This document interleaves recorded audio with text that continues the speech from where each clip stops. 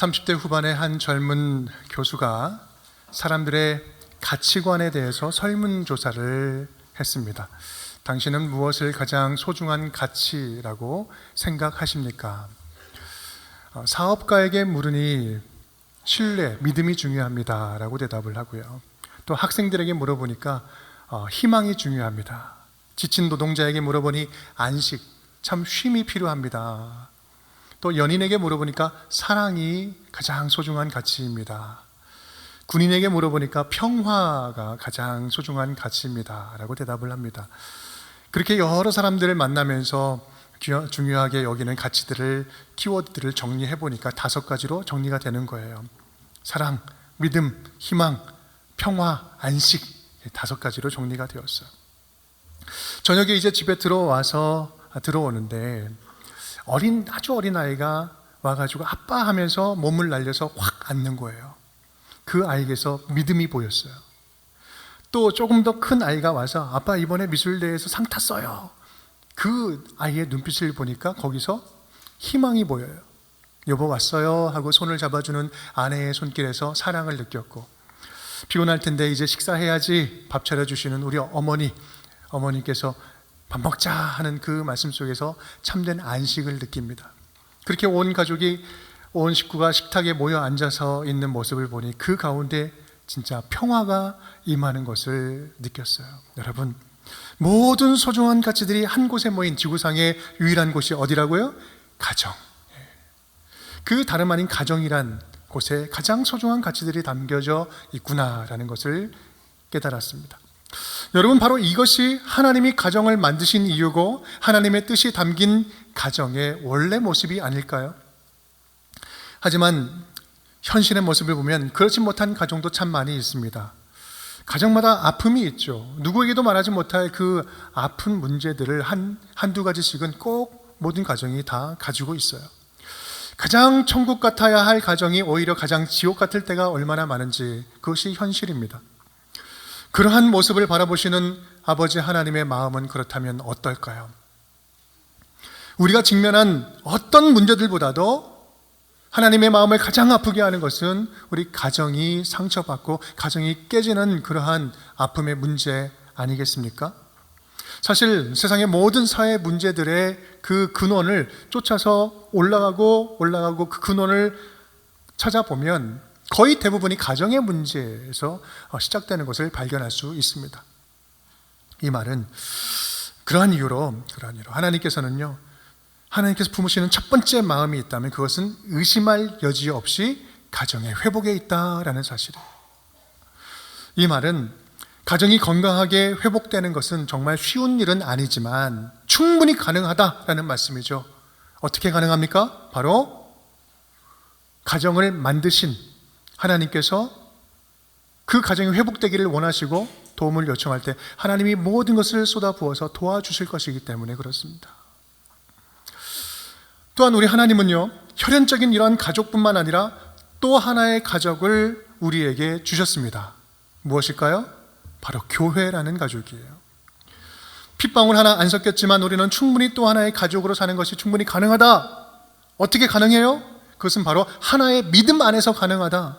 예수 그리스도를 믿고 하나님의 자녀가 되면 하나님 안에서 우리는 모두가 영적인 한 가족, 영적인 한 형제요 자매가 될 수 있다라는 말씀입니다. 그렇게 하나님이 직접 계획하시고 만드신 이 신적인 기관, 공동체의 원형이라고 볼 수 있는 것이 2개가 있는데 바로 그것, 하나는 가정이요, 하나는 교회인 것입니다. 이 2 기관이 서로 돕고 협력하면서 건강한 가정과 건강한 교회를 세워가면서 그것을 기초로 하나님 나라를 세워가는 것, 이것이 바로 하나님이 품으신 꿈이었던 거예요. 교회는 가정을 건강하게 세울 수 있도록 돕고 협력하고 지지하고 지원하고, 또 가정을 잃어버린 자들에게는 교회가 하나의 가족이 되어주고, 또 가정은 교회를 계속해서 함께 세워가면서 영적인 한 가족을 이루는 것, 이것이 바로 하나님이 우리에게 원하시는 교회 같은 가정, 가족 같은 교회의 모습입니다. 오늘 에베소 말씀은 교회란 본래 그렇게 가족 같은 교회다라는 사실을 오늘 말씀하고 계십니다. 오늘 본문의 19절 말씀을 함께 읽어볼까요? 그러므로 이제부터 너희는 외인도 아니요 나그네도 아니요 오직 성도들과 동일한 시민이요 하나님의 권속이라. 그러므로 이제부터는 하나님의 권속이다. 권속이라는 것은 가족을 이야기하는데요, 첫 시작을 그러므로라고 이야기합니다. 즉 이러한 이유로 앞에 이렇게 설명을 했으니 그것을 이유로 우리는 가족이다. 그렇다면 앞에 무슨 이유를 설명하고 있을까? 왜 가족이라고 이야기하는 걸까요? 이 19절 앞의 내용을 요약해서 한마디로 이야기한다면 예수께서 우리를 하나 되게 하셨다. 예수님이 하나 되게 하셨기 때문에 우리는 한 가족이다, 이거예요. 13절 말씀을 보면 예수님 때문에 서로가 가까워졌다. 14절 말씀 보면 예수님이 우리의 중간에 막힌 담을 허셨다. 15절 말씀을 보면 우리는 예수 안에서 한 새 사람이 되었다. 급기야는 19절에는 우리는 한 가족이 되었다라고 표현을 하고 있습니다. 예수님께서 십자가에서 죽으시고 부활하심으로 말미암아 완성하신 일은 다름 아닌 깨지고 갈라지고 분열된 인간들을 하나 되게 하신 것, 그것이 바로 예수님께서 십자가에서 이루신 것이다 라는 말씀이에요. 예수님은 이 땅에 화목해 하기 위해서 오신 거예요. 하나님과 화목해 하고 서로 화목해 하기 위해서 오신 거죠. 그래서 고린도후서 5장 18절은 이렇게 이야기합니다. 그가 그리스도로 말미암아 우리를 자기와 화목하게 하시고 또 우리에게 화목하게 하는 직분을 주셨으니.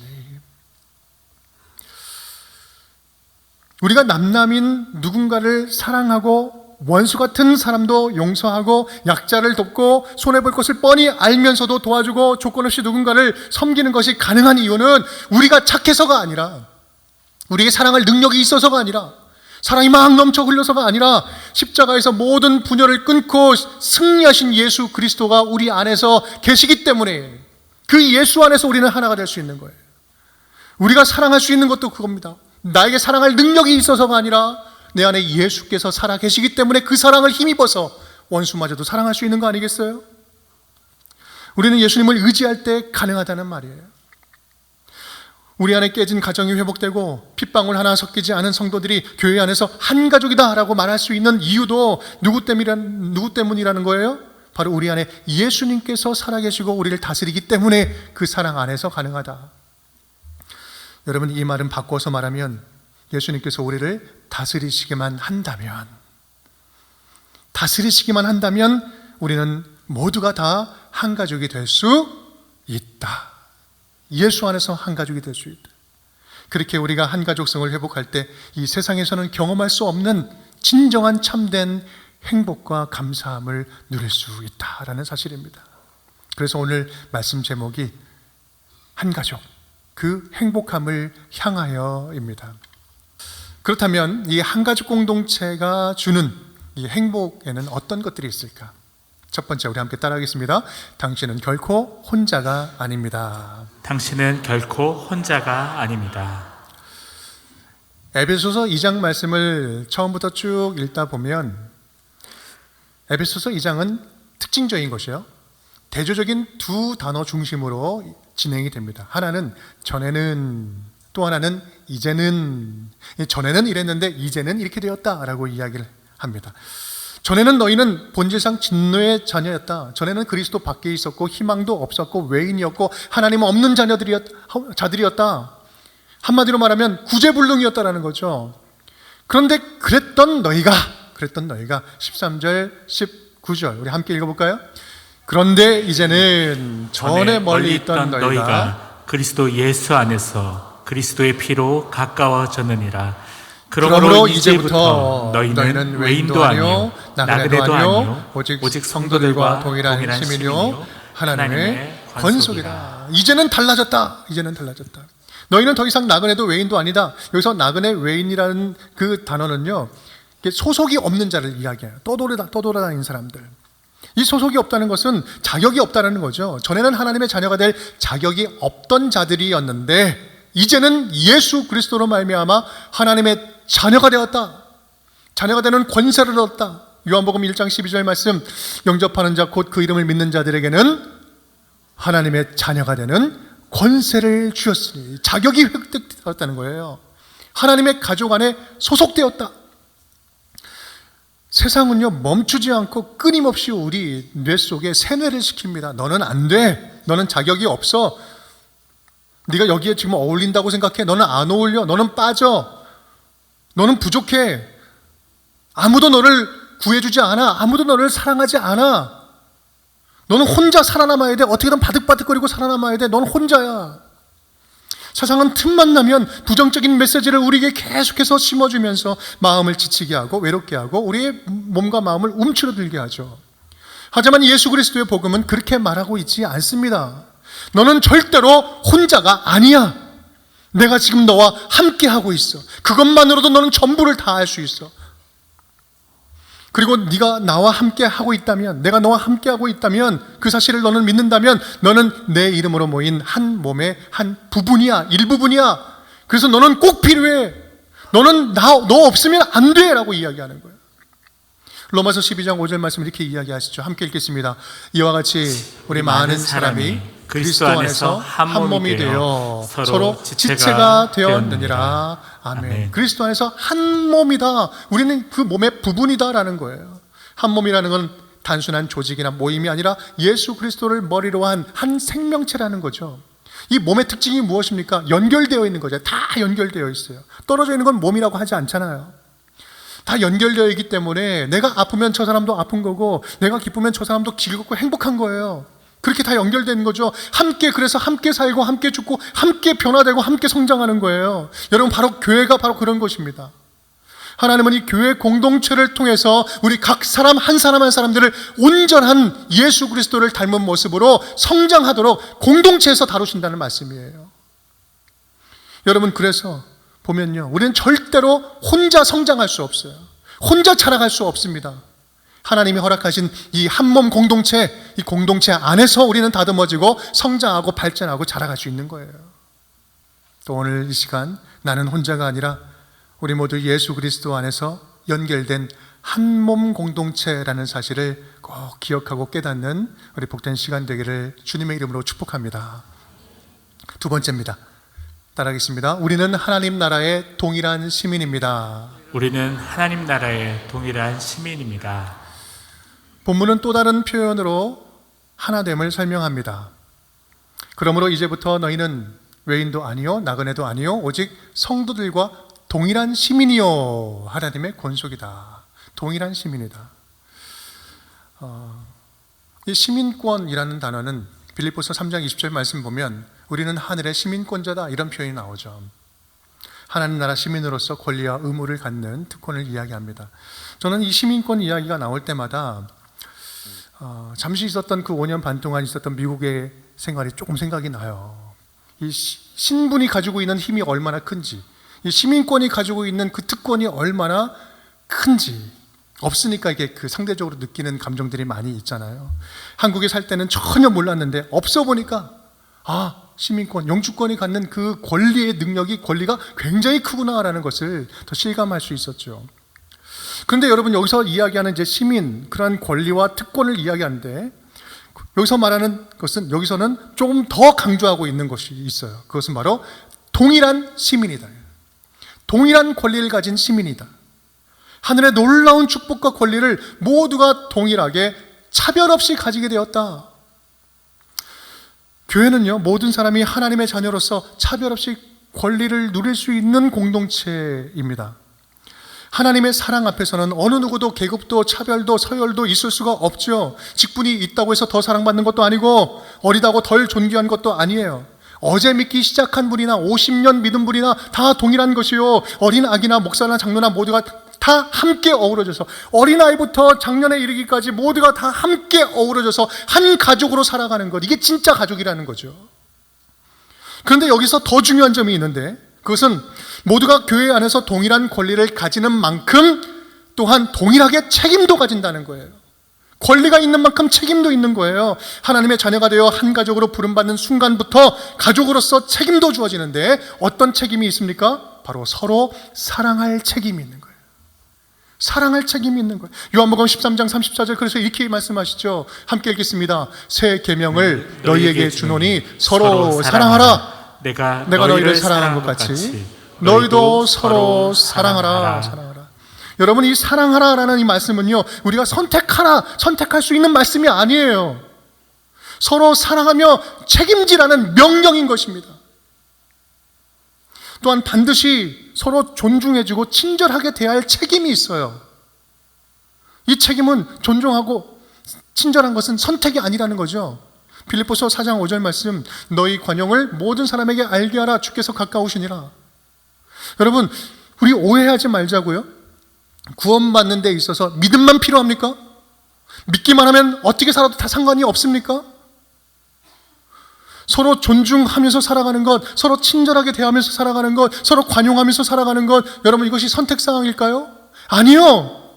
사랑도 관용도 화평도 인내도 자비도 친절도 충성도 온유함도 절제함도 해도 되고 안 해도 되는 선택사항이 아니라 구원받은 자녀라면 당연히 품어야 할, 당연히 드러날 수밖에 없는 구원받은 자들의 증거요, 믿는 자라면 필수적으로 맺을 수밖에 없는 성령의 열매다라는 말씀이에요.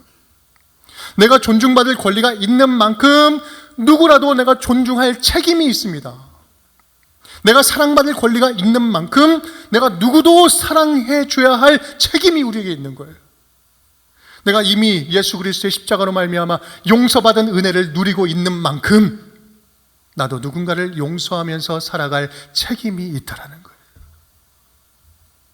그렇게 동일한 권리와 동일한 책임을 가지고 서로 적극적으로 섬기면서 한 가족으로 어우러져 살아가는 것, 여러분 그것을 위해서 저와 여러분을 이 운정이라는 공동체 안에 하나님께서 보내시고 하나로 묶어주신 것 아니겠어요? 책임 있는, 책임감 있게 교회를 더 사랑할 줄 아는 우리 운정의 모든 식구들 될 수 있기를 주님의 이름으로 축복합니다. 세 번째입니다. 따라하겠습니다. 회복할 줄 아는 가족이 진정한 가족입니다. 회복할 줄 아는 가족이 진정한 가족입니다. 오늘 본문 말씀을 좀 표준 세번역으로 함께 읽어볼 텐데 함께 한번 읽어보겠습니다. 그러므로 이제부터 여러분은 외국 사람이나 나그네가 아니요 성도들과 함께 시민이며 하나님의 가족입니다.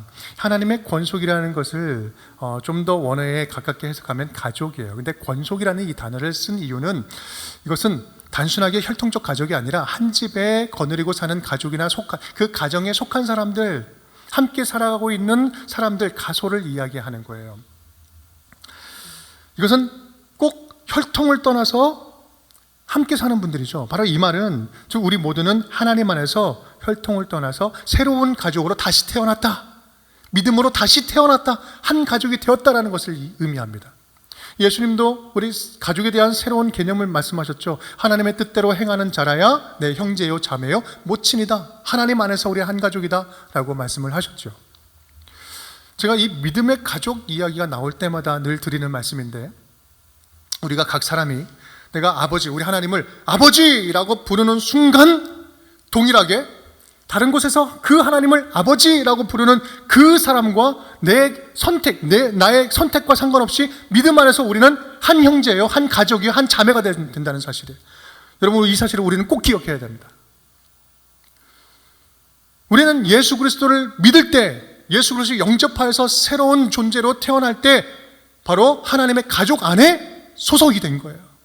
지금 예수 믿는 자로 이 자리에 앉아 계신다면 모두는 다 우리의 한 가족인 것입니다. 우리가 서로 조건 없이 사랑할 이유가 바로 여기에 있습니다. 나는 저분과 상관이 없을지라도 내가 하나님과 상관이 있고 저분이 하나님과 상관이 있으면 어떻게 해요? 나는 저분과 하나님 때문에 상관이 있는 거예요. 그래서 내가 너희를 사랑한 것 같이 너희도 서로 사랑하라, 이 말씀을 우리는 따르는 겁니다. 왜요? 우리는 다 그렇게 하나님으로 인하여서 연결된 하나의 가족이기 때문에 그렇습니다. 그런데요, 따지고 보면 이 가족이라는 개념이 그렇게 낭만적이지만은 않습니다. 여러분, 솔직히 누구랑 제일 많이 싸웁니까? 누구랑 제일 많이 싸울 가능성이 있습니까?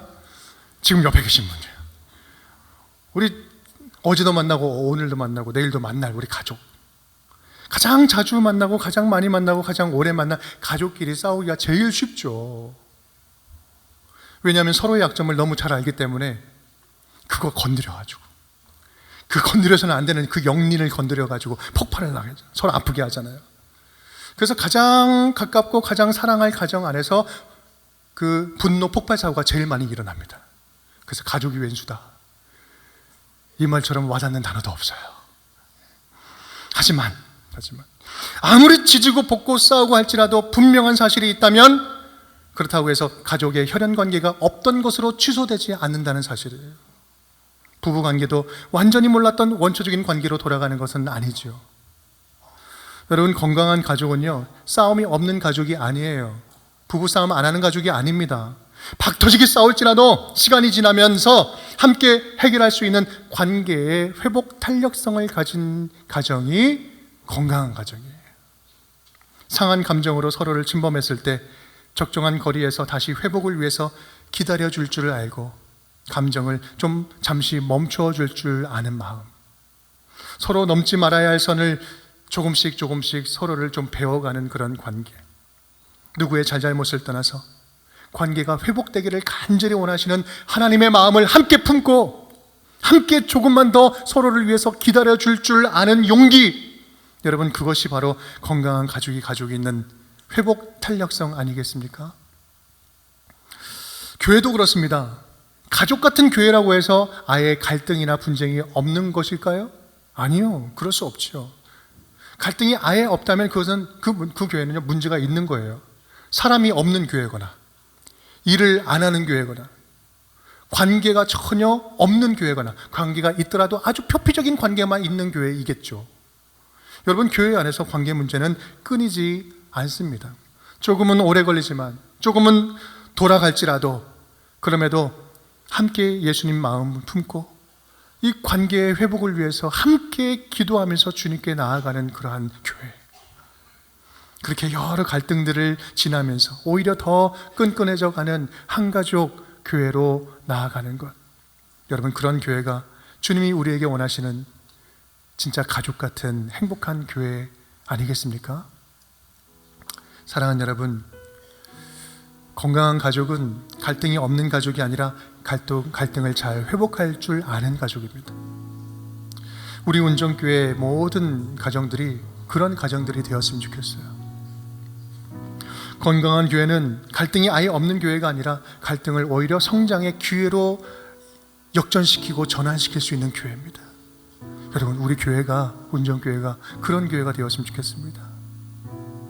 우리 운정교회가 그렇게 건강하고 따뜻한 그런 가족 공동체가 회복되었으면 좋겠어요. 함께 아프고 함께 슬퍼하고 또 기쁠 때는 함께 기뻐하고 내가 막 기분이 좋을 때 함께 흥분해 줄 줄 아는 교회, 얼마나 고맙습니까? 말하기보다 듣기를 먼저 하고 어떤 말을 해도, 내가 어떤 실수를 해도 받아줄 수 있는 정말 안전한 공동체입니다 라고 하는 그런 교회. 외로운 분들이 와서 친구를 만나고, 두려워하는 분들이 와서 평안을 느끼고, 상처진 분들이 와서 말씀 안에서 회복하고, 진솔한 나눔으로 서로에 대한 신뢰를 조금씩 계속 쌓아갈 수 있는 교회. 갈등과 싸움이 일어나도 그것을 인하여서 오히려 더 예수님을 함께 닮아갈 수 있는 그런 교회. 여러분, 우리 운정교회가 그런 교회가 될 수 있다면 얼마나 행복할까요? 마지막 마치려고 하는데요, 기도 제목 여러 가지를 가지고 기도하다가 이 부분을 함께 읽으면서 함께 기도하면 좋겠다 생각이 들어서 우리 세 문장으로 정리를 해봤습니다. 함께 읽으면서 마치보도록 할게요. 함께, 모든 가정 안에 사랑의 관계가 회복되게 하소서. 우리 교회를 한 가족처럼 여기는 마음들이 회복되게 하소서. 가족 같은 교회로서 행복을 나누는 시간 되게 하소서. 우리 가족 같은 공동체를 우리 운정교회에서 함께 세워나가는 우리 운정의 모든 식구들 될 수 있기를 주님의 이름으로 축복합니다.